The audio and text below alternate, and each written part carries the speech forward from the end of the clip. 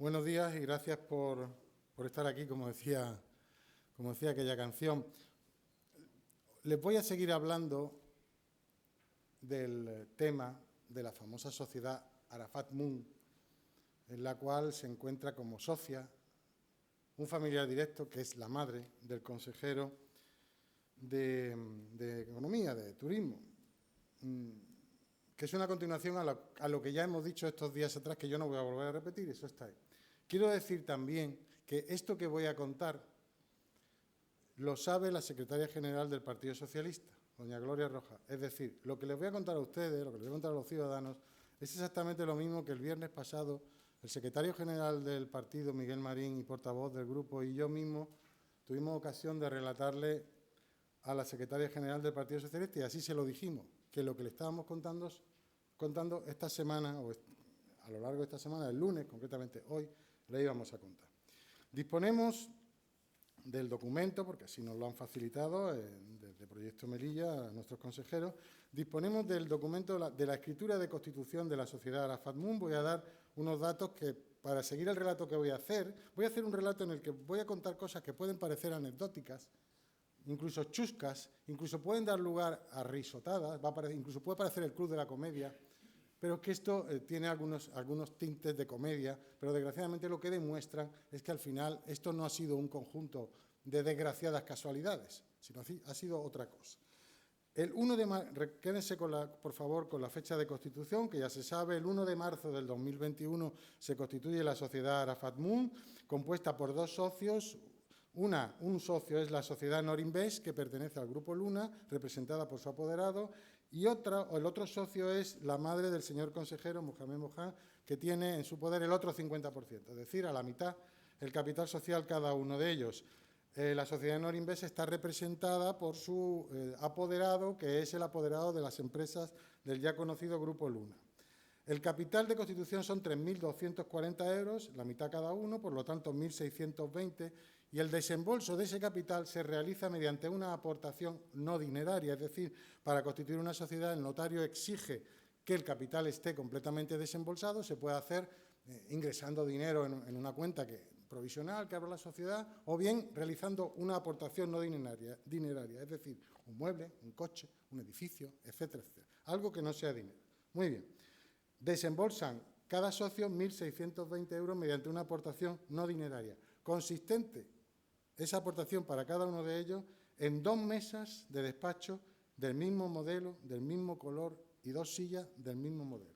Es decir, que los dos socios se reúnen y realizan el acto de constitución, de que después hablaremos, ya hemos hablado, y realizan esa aportación, 2 mesas y 2 sillas exactamente iguales, lo cual en sí mismo no constituye ninguna irregularidad, pero lo normal es que cuando vas a constituir una sociedad, sobre todo una sociedad de este tipo pequeña, que en lugar de aportar 2 mesas, 2 sillas cada uno, es decir, 4 mesas y 4 sillas, pues se haga una aportación de dinero en efectivo para los primeros gastos, pero en fin, eso no es ninguna irregularidad. Es extraño, ¿no?, que se reúnan para constituir una sociedad y hagan esa aportación de 4 mesas, es decir, 2 mesas cada uno, del mismo color, del mismo modelo, y 2 sillas del mismo modelo. Esa extrañeza nos lleva a seguir profundizando. Y el notario les hace la advertencia, que también es un formalismo, de que ellos son los responsables de la veracidad del valor de las aportaciones. Es decir, ellos manifiestan que los muebles valen 1.620 euros cada uno, es lo que aportan, y el notario les hace la advertencia, que, vuelvo a repetir, es una formalidad de que ellos son los responsables de la veracidad de esas aportaciones. Pues yo puedo decir que aporto una casa que vale 1.000.000 de euros y resulta que luego la valoración real son 100.000 euros. Es decir, para que no haya ningún tipo de fraude, ¿no? Entonces, como digo, aportan unos muebles iguales que se supone que se va a instalar en la oficina de esa empresa nueva, oficina que por otra parte se desconoce, no conocemos que tenga local en Melilla, máxime cuando su domicilio social estaba en ese momento en Málaga. Por lo tanto, no se sabe dónde se iban a instalar esos muebles que se supone que eran para el funcionamiento de la empresa, ¿no? Como justificación de esa valoración de los muebles, 1.620 euros cada uno, aportan, y están en el expediente, sendas facturas que están emitidas por un mismo establecimiento comercial y son idénticas en conceptos, en cuantía, como he dicho, en modelo y color de los muebles, con números consecutivos. Una es la factura 43 y otra es la factura 44, dos personas que coinciden en un establecimiento, pero mire, dicen, bueno, pues habrán ido juntos a comprar esos muebles para aportarlos en el momento cuando van. No, uno sigue fijándose y las facturas tienen fecha 27 de octubre del 2020. Es decir, 4 meses antes de la constitución de la sociedad, estas dos personas coinciden o se van a un establecimiento comercial y adquieren exactamente lo mismo que 4 meses después van a aportar para desembolsar el capital de la sociedad. Mire, si lo hicieron de manera consciente, pues 4 meses antes ya tenían claro que iban a constituir esa sociedad mediante esa aportación. Y si fue una casualidad de estas que son imposibles, pues es evidente que ahí surgió pues una especie de flechazo mercantil, es decir, coincidieron dos personas en el mismo establecimiento, compraron lo mismo y decidieron constituir una sociedad. Suena un poco a cachondeo, pero es que realmente no tiene sentido. Es decir, o 4 meses antes habían decidido ya constituir esta sociedad aportando esos muebles, o fueron, simplemente se encontraron, compraron lo mismo y decidieron constituir esa sociedad. Esas facturas, como digo, que son exactamente iguales y consecutivas, llevan también unos gastos de montaje y de transporte. 145 euros cada una. Las tengo aquí las facturas. No las voy a repartir, pero cualquiera que tenga interés se las puedo enseñar. Es decir, montaje, o sea, transporte y montaje. Esos muebles se supone que se trasladaron a algún sitio. ¿A qué sitio? Si la empresa no se había constituido, si la sociedad no se había constituido aún hasta 4 meses después, no había oficina. ¿A dónde fueron? Es que no tiene ningún sentido, ¿no? En fin, demasiadas casualidades.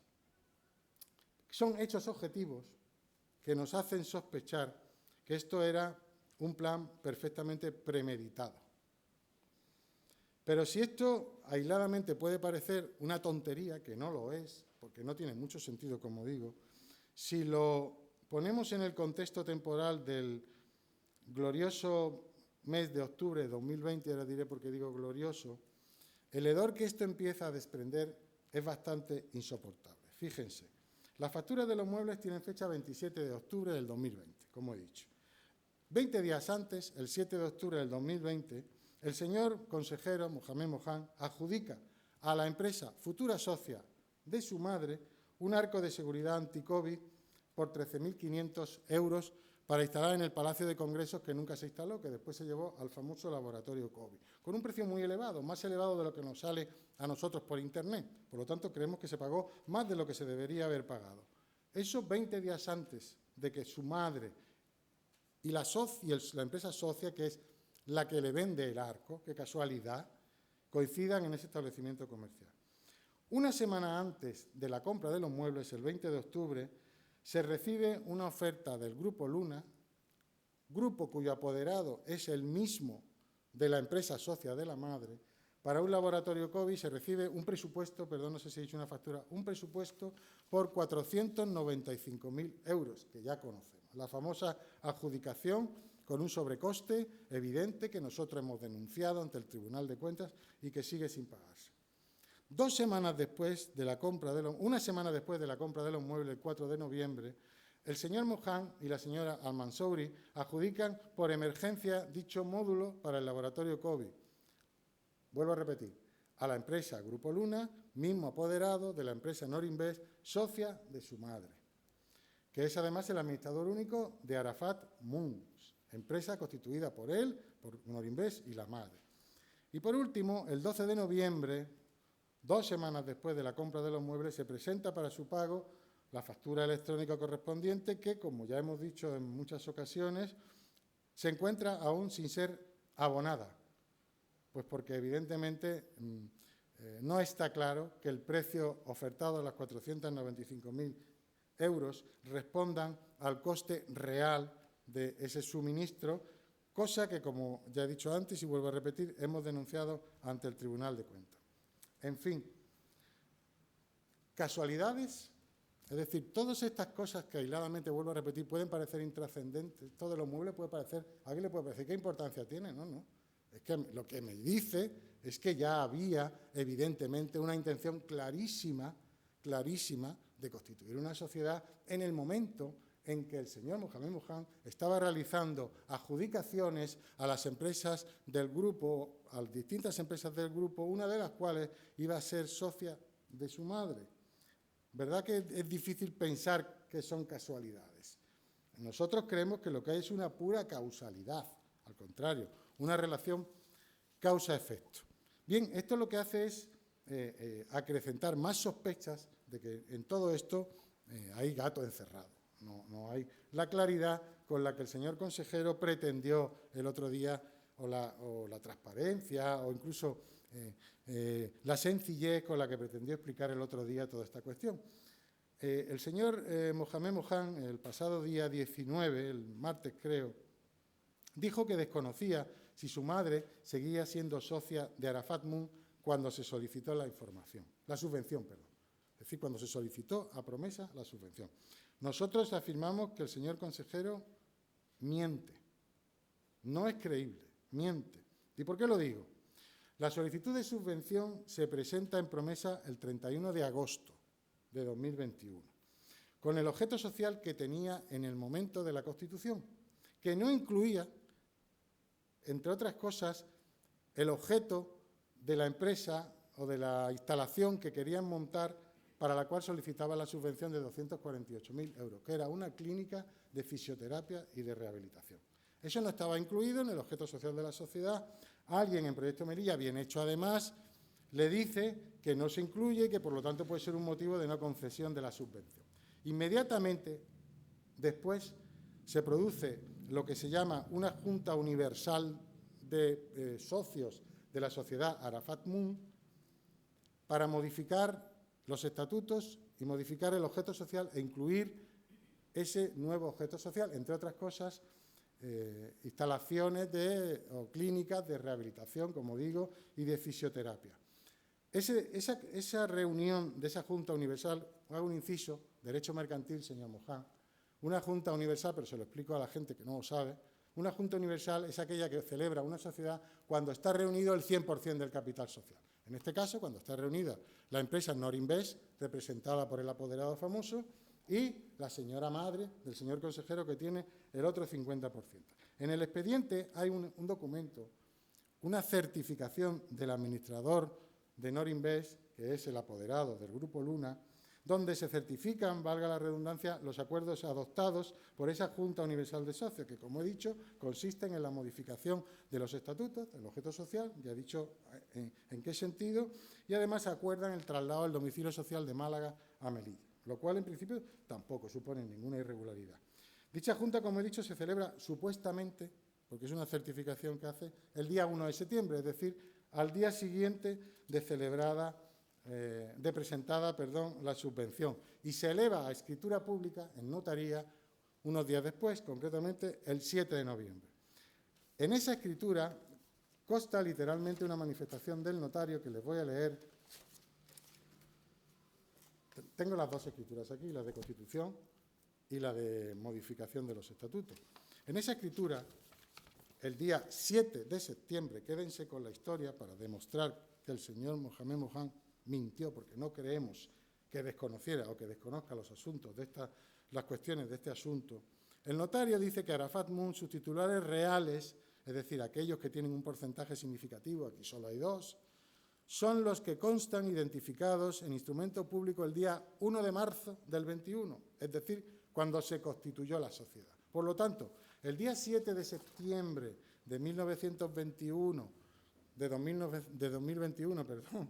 cuando se realiza o se eleva a escritura pública la modificación de los estatutos de la sociedad, el día 7, los titulares de la sociedad, es decir, la madre del señor Mohamed Moham, seguían siendo los mismos que en el momento de la Constitución, Norinvest y la señora madre del consejero de Economía o de Turismo. Por lo tanto, en el momento de la solicitud de la subvención, la madre del señor consejero sí era socia todavía de la sociedad. Dice que después vendió las participaciones y que ya no lo es. La vendió cuando se dieron cuenta que el Partido Popular estaba investigando, ¿no? Por lo tanto, no me creo que la madre del señor consejero, según dice él, no supiera que se había presentado una solicitud a promesa de subvención para montar una clínica de fisioterapia y de rehabilitación, porque precisamente en la Junta Universal a la que supuestamente asiste, que tenemos que suponer que asistió, pues es evidente que la modificación de los estatutos se hace con un objetivo concreto y por recomendación, supongo también o suponemos que de Proyecto Melilla. Por lo tanto, no nos lo creemos, no creemos lo que dice el señor consejero. Es que conforme uno va profundizando no cuadra nada o cuadra todo, depende cómo se quiera interpretar, ¿no? Son, por tanto, indicios basados en documentos que nos llevan a afirmar que el consejero mintió descaradamente. Él hacía alusión a una empresa, Telefónica, decía.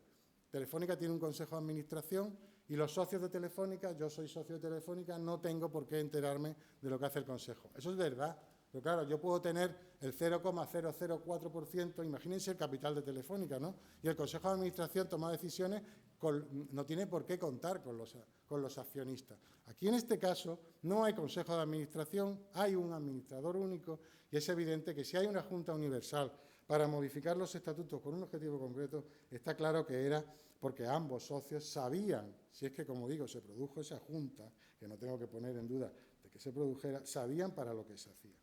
Por lo tanto, indicios, como digo, basados en documentos que nos llevan a afirmar que el señor consejero mintió descaradamente. Empeoró la ya delicada situación, porque aquí lo importante no es ir a Proyecto Melilla y solicitar una subvención, que lo es, que es importante, solicitar una subvención a Proyecto Melilla en una empresa de la que forma parte su señora madre y sobre la cual luego tengo que resolver como consejero.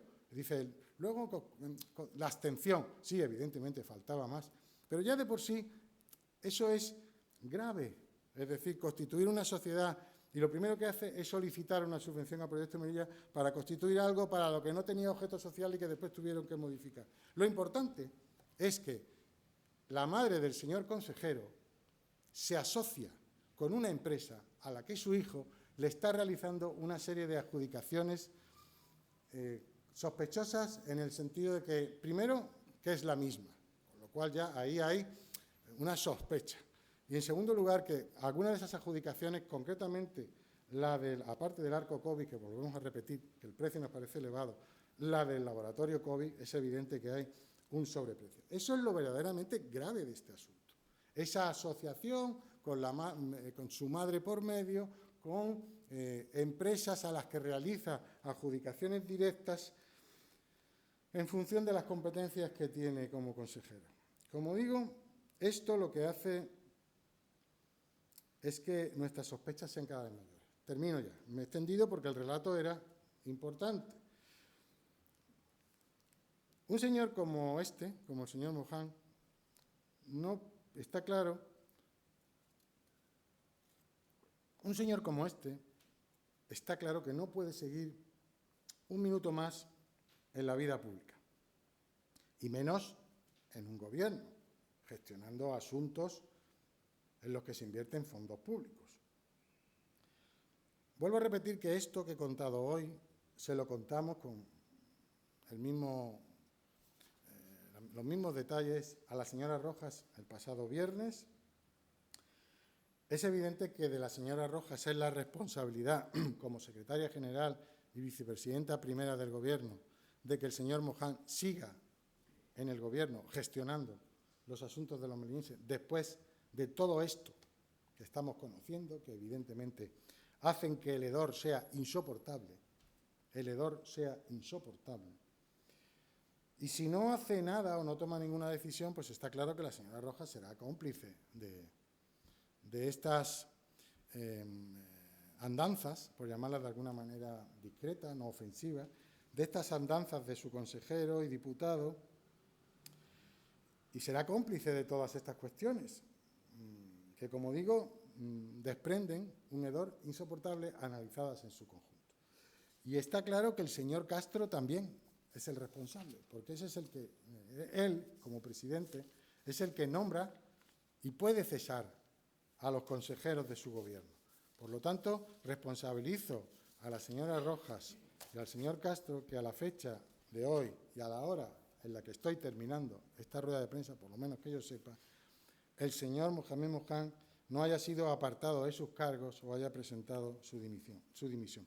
Si el otro día la situación ya era grave, hoy con todos estos datos que yo estoy dando, que vuelvo a repetir, algunos pueden parecerle que son intrascendentes, seguro que habrá algunos, bueno, qué tontería, unos muebles. Hombre, no me digan ustedes que no son demasiadas casualidades, que al final devienen en casualidades imposibles y que lo que te hacen ver es que está intentando tomarse el pelo a los ciudadanos en una cuestión tan grave como es el uso de los fondos públicos. Y aquí me quedo sometido a las preguntas. Otra cosa también les voy a decir, no tiene nada que ver, a lo largo de la mañana les enviaremos las 15 preguntas que ha presentado el Grupo Popular para el próximo pleno de control, que como se las vamos a mandar no las voy a contar, no merece la pena.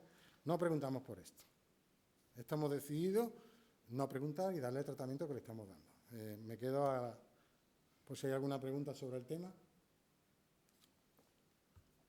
Si alguien quiere alguna aclaración, los documentos los tengo aquí todos, no estoy hablando de oídas. Por respeto a determinados datos que son personales, incluso no hemos dicho el nombre de la señora, no queremos decirlo, ni tampoco el nombre de los establecimientos comerciales, pero los documentos los tenemos todos aquí. Si alguien los quiere ver, yo se los puedo enseñar, pero sin, evidentemente, facilitar copia, porque no queremos que lo que se pierda lo que es lo esencial, que es el comportamiento del señor consejero de Activación Económica, Emprendimiento y Turismo, creo que es. Yo lo que sabemos es que el día 7 de septiembre la señora madre del consejero era socia. Él dijo que él no sabía si la madre del consejero seguía siendo socia cuando se solicitó la subvención, y le digo que sí, que era socia. Pues que no me creo que no lo supiese. Es que no me lo creo. Estoy convencido de que lo sabía perfectamente, claro, totalmente seguro. Lo que no sé es cuándo se produjo esa venta de participaciones. Desde luego en el registro mercantil todavía no.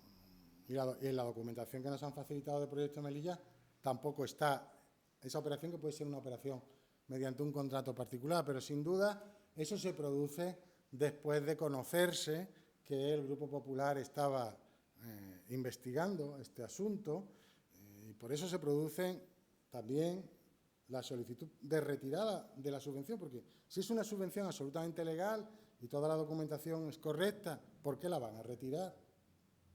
¿Por qué? Pues porque se enteran de que el Grupo Popular está hurgando, si me permiten la expresión. Y seguramente esa venta de participaciones también tiene que ver con ese hecho, pero no puedo confirmar la fecha porque ese documento no lo tenemos. No, en el registro mercantil, por lo menos hasta hace unos días, no estaba inscrito. Bueno, nosotros en estas cosas, como he dicho yo otras veces, no descartamos ninguna vía. Nosotros lo hemos denunciado públicamente en distintas ocasiones. Nosotros no renunciamos a ninguna.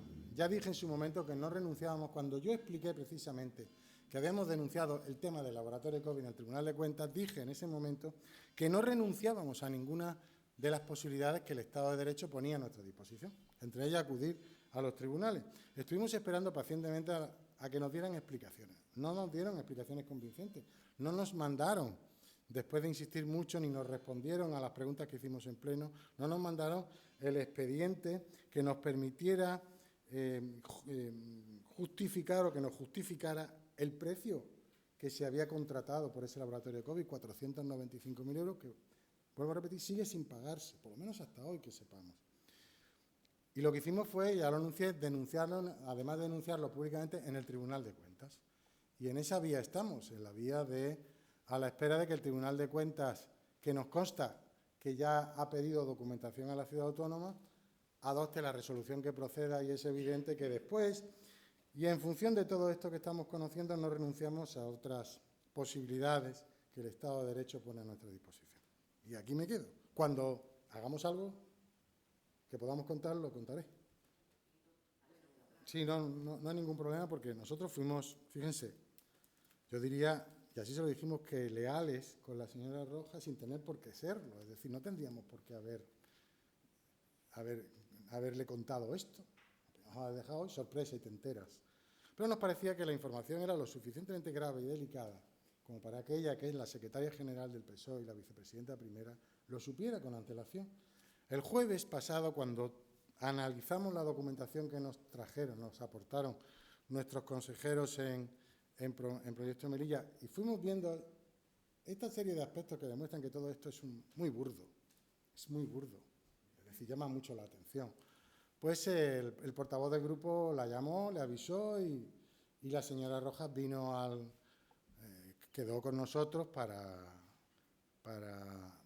conocer lo que queríamos comunicarle.